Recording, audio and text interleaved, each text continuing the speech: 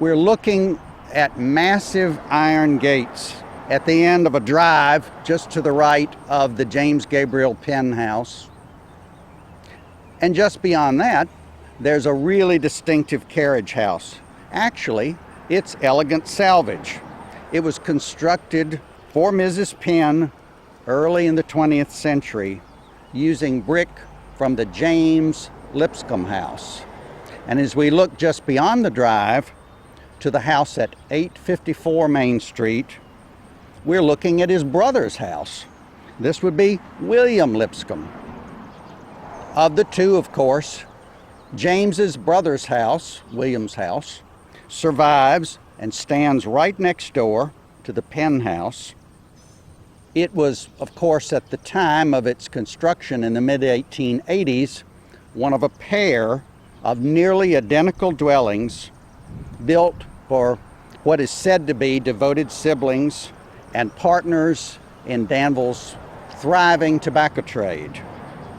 The William Lipscomb House at 854 Main Street stands here today without any fuss or pretense, or even a lot of the lavishness of some of its neighbors,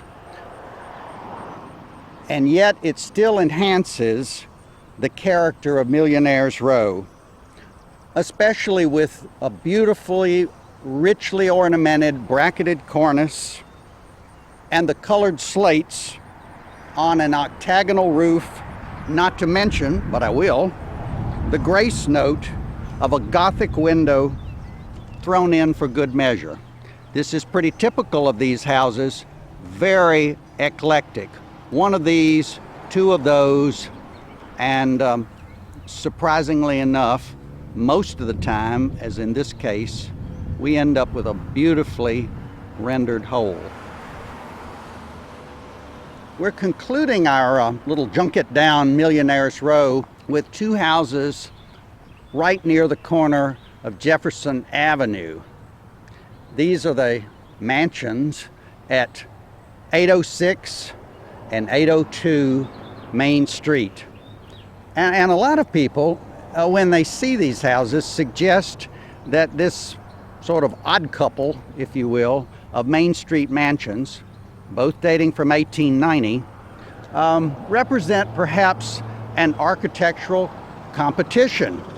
Both were constructed of rich red brick for prominent tobacconists. The house at 806 Main Street on the left is sort of a masonry confection, if you will, filled with interesting terracotta detail, a cast iron porch, and scrolled ironwork, especially noticeable in the open third-story gallery of the corner tower to the left. And that tower is topped off by a handsome weather vane finial. Its neighbor to the right at 802 Main Street exhibits a more robust, you might even say masculine appearance. And like the house at 806, a three-story tower. But the tower on 802 looks more like the massive forms that you would see, say, on a French chateau. Both houses rose from tobacco wealth. 806 Main Street was built for Beverly Sidner Cruz. Like Mr. Penn up the street, a successful tobacco merchant, and like Mr. Penn, a VMI Civil War veteran of the Battle of Newmarket. Next door, the bold, sophisticated appearance of the house at 802 Main Street is said to embody the very qualities of its builder, Colonel James Maston Neal. His tobacco roots, by all accounts, ran really deep.